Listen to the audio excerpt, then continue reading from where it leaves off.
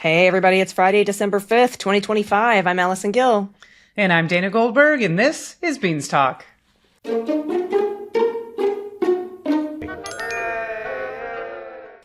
Hey, welcome.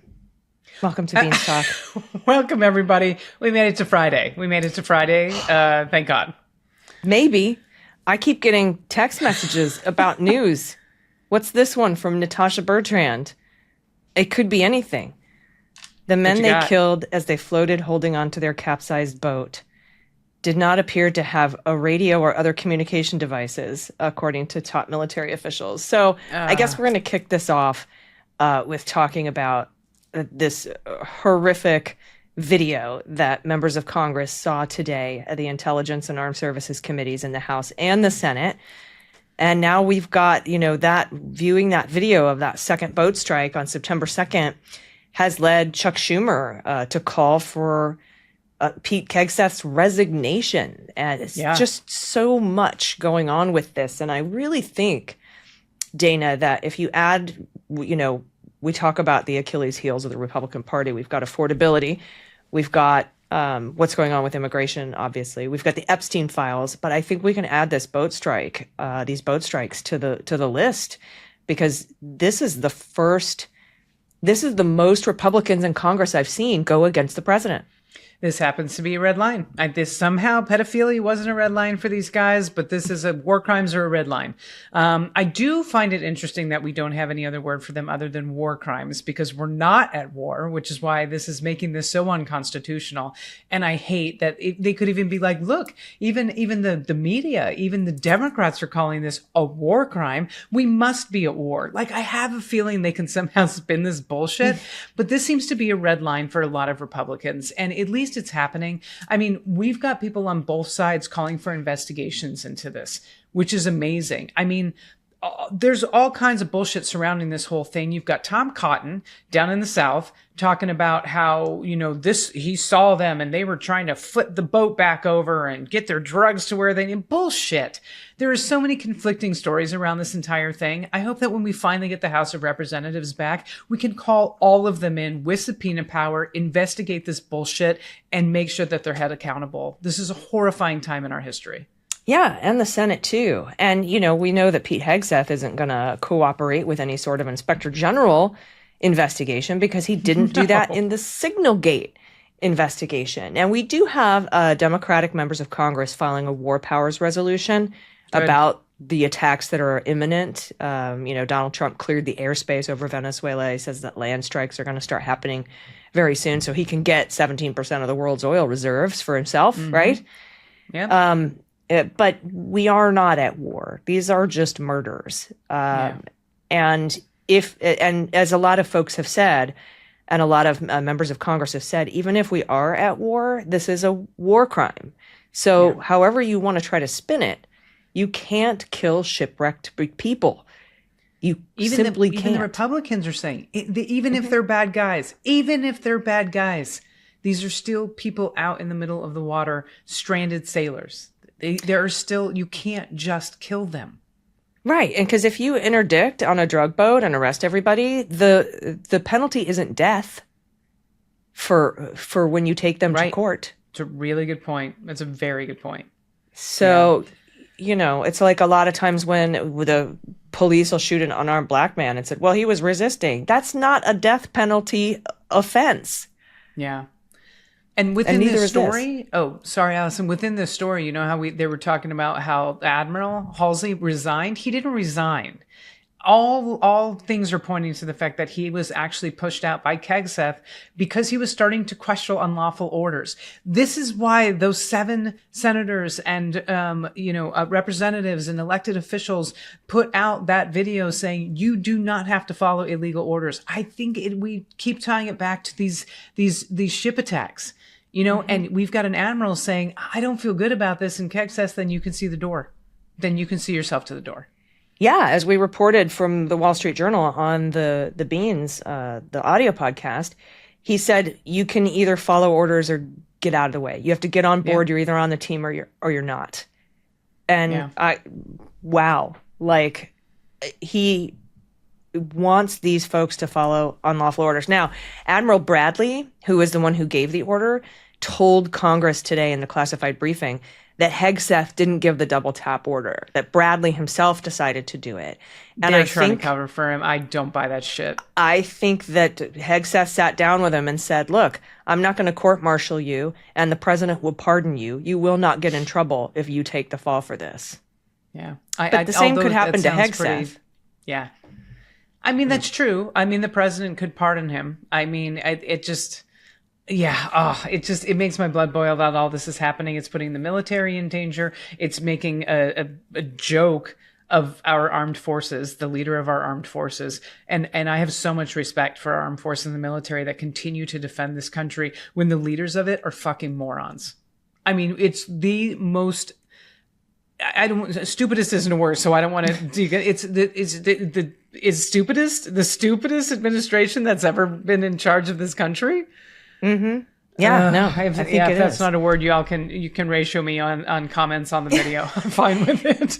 And speaking of stupidest, what did I say a couple of days ago to the Department of Justice when they decided that they weren't going to appeal the dismissal of the charges against Tish James and Jim Comey? They weren't going to appeal Judge Curry's decision that Lindsay Halligan was unlawfully appointed. No, instead they were going to go back and try to re-indict these cases. I said, please do. I cannot wait for you to try to take this to a grand jury, for your ass to get no billed 7 ways to Sunday, and for me to laugh at you because you lost again. And that is exactly what happened today. By the end of the day, I was like, haven't heard anything from the news, haven't heard anything from a grand jury. Wonder if they got no billed. And then bam, probably 20 minutes later, MSNBC or MS Now or whatever said, that yes, as a matter of fact, there was a no bill returned from an Eastern District, Virginia federal grand jury.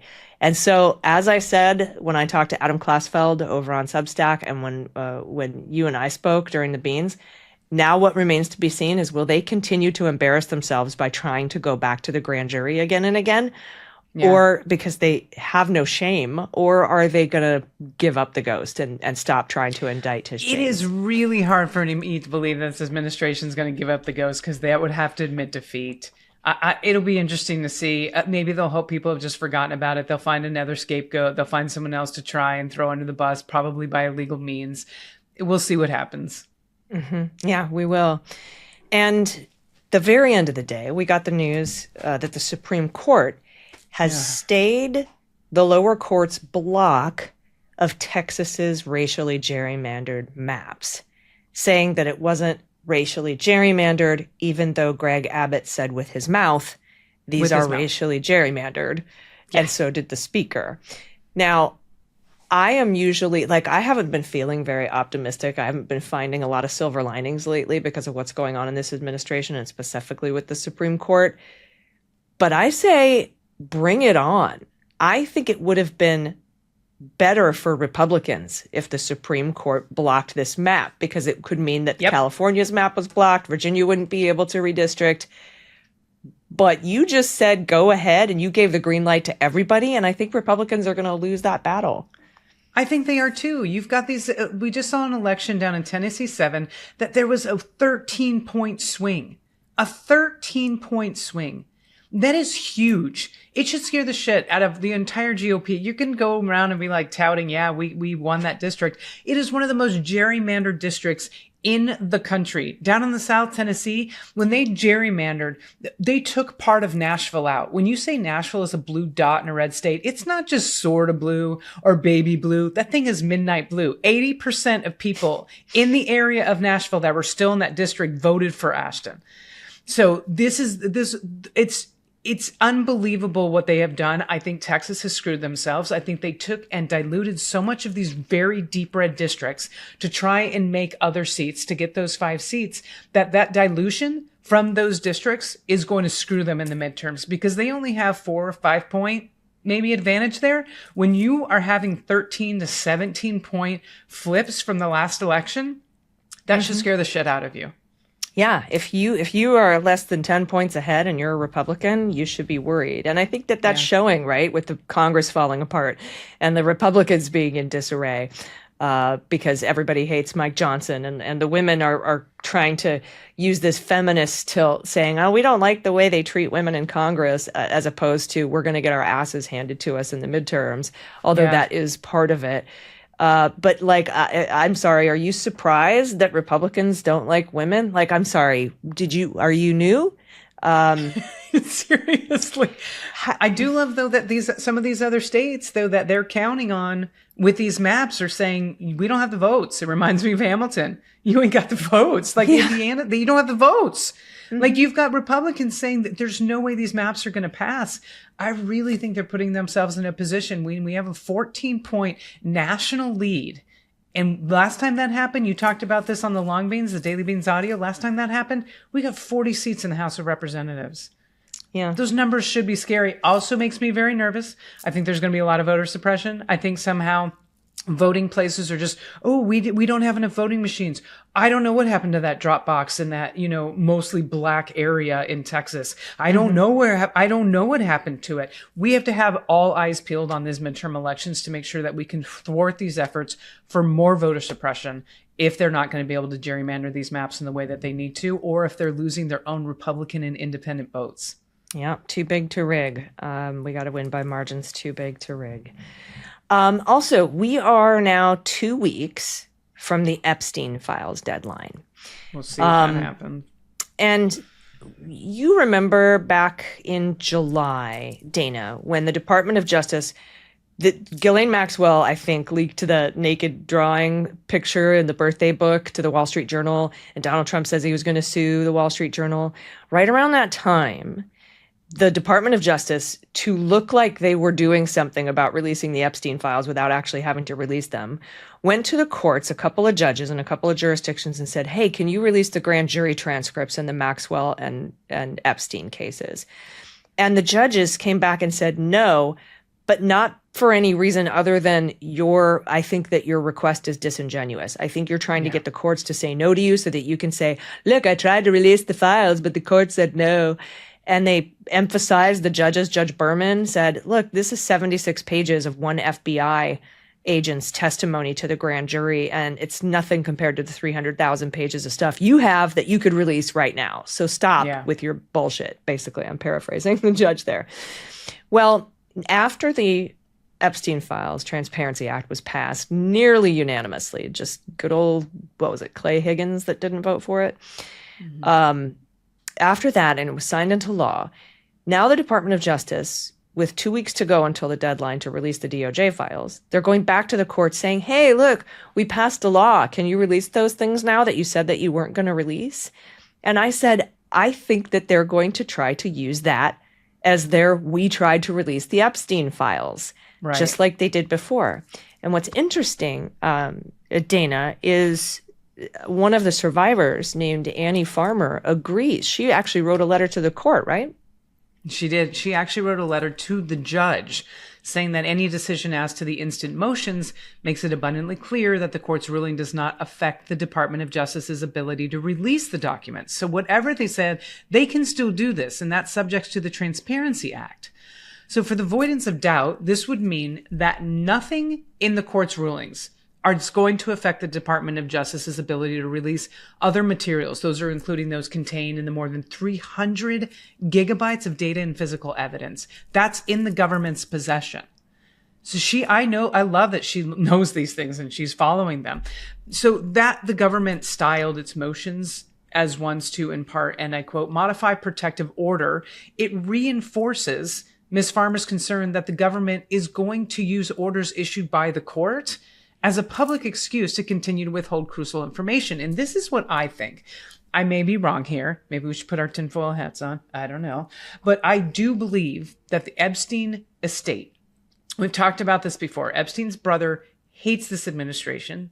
He does not believe that his brother died of suicide in prison. He does not believe that.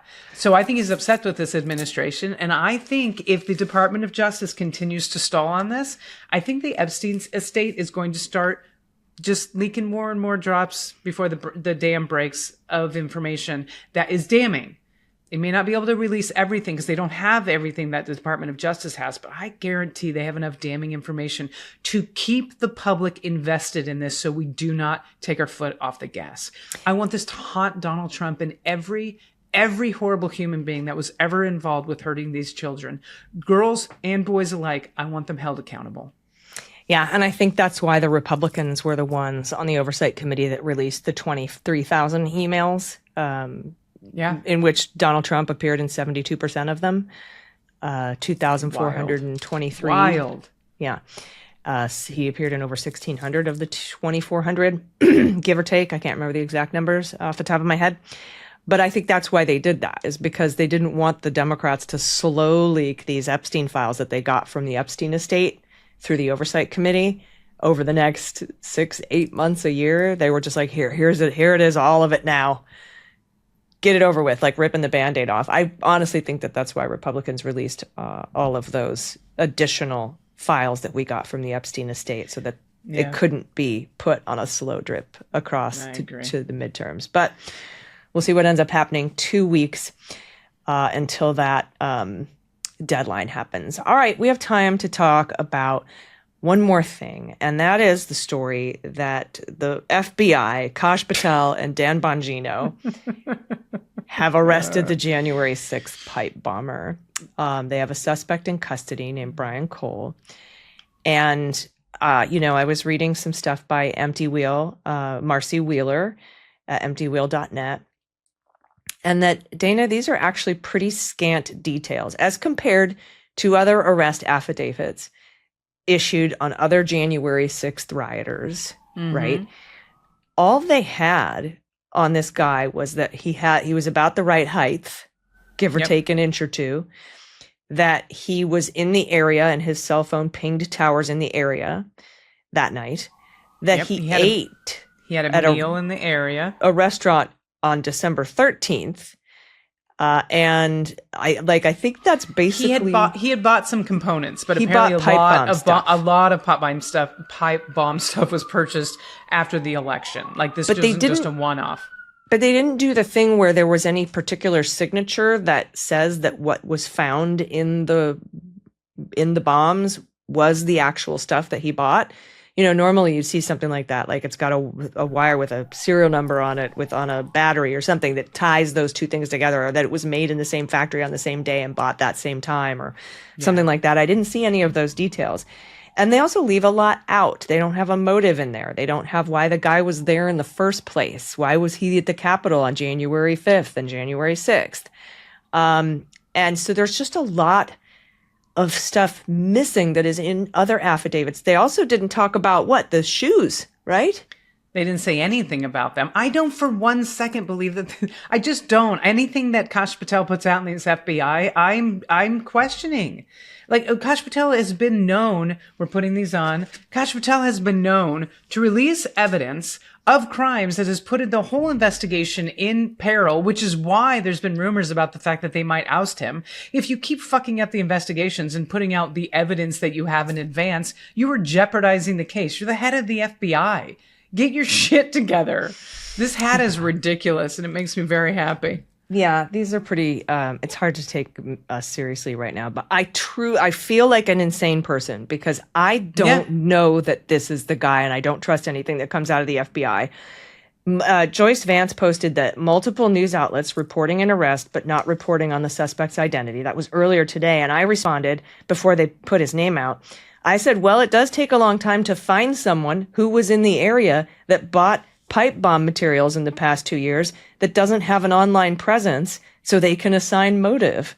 I can imagine instead of actually trying to find the actual pipe bomber, they were like, find anybody who was in the area that has bought pipe bomb materials in the last 2 years that is not on the internet and, not MAGA, that we can't say is MAGA. All of that stuff is missing. I know that sounds ridiculous, but I think that the larger honest point here that I think we can all agree on without putting a tinfoil hat on is that we cannot trust what this FBI says or this Department of Justice says. We just simply can't. You've got them coming out and saying this was an inside job to hurt Trump. Trump was still the president of the United States. No matter how they want to spin this, Biden did not send in FBI agents to January 6th. Biden didn't do anything. Biden wasn't the fucking president of the United States. So this, if it was an inside job to hurt Trump, none of that makes sense if everyone was supposed to be loyal to this president. Yeah. Yeah. It's just. And apparently that was all Antifa, which is hysterical because that just means anti-fascist. And if you're not Antifa, you're on the wrong side of this. Yeah. And also, if this is the guy, I mean, because Marcy Wheeler said this isn't a flimsy affidavit. It just doesn't, it's not as bulky as they usually are. And if this is the guy, they sure are withholding the details about this guy's politics in order to allow these conspiracy theories to start forming. We see people sharing photos of a wrong guy, of a guy who they say is Brian Cole, who was actually died in 2014. Like, it's not him. And they are just showing his picture because he's a black person. And they want us to think that this is an Antifa, Marxist, woke, radical left Democrat. So they, even if this is the guy, it seems like they're intentionally withholding the details about him and his personal, predilections in order to allow conspiracy theories to foment. And the timing is intentional. You've got Signalgate coming down on Kegseth. You've got these bombings with the boats in the Caribbean. You've got investigations. You've got the Epstein files. And all of a sudden, boom, we found the pipe bomber. Get the hell out of here. Yeah. Yeah. And then there was that weird the Blaze right-wing media accused a former Capitol Police officer of being the pipe bomber and put her photo out everywhere. Oh. And it was not that person. And my God. So, like, it's just fucking fishy. That's all I'm going to say. It's a clown show. It's just really weird. It reminds me of when Epstein was found dead in his cell. And I had tweeted something out about, like, look, whether you think that DOJ did something nefarious here, or Bill Barr, or whether they did that or actually turned a blind eye to something nefarious, the problem here is that nobody can trust the Department of Justice. That's it. Nobody. And that's what we're seeing here with this Department of Justice and this FBI, but on steroids. So, again, I feel like I sound insane, but nothing is beyond reach for the depravity of this administration. They will do anything they can. Yeah, they'll do anything they can to save their own ass or create a situation where it looks like they are keeping law and order and they're catching the bad guys. Yeah, or at the very least withholding information so conspiracy theories can happen, like they did with the Mueller report for 3 weeks while Barr went and spun it. You did this to me. You did this to me, Kash Patel. This is you. I blame you. I learned it from watching you.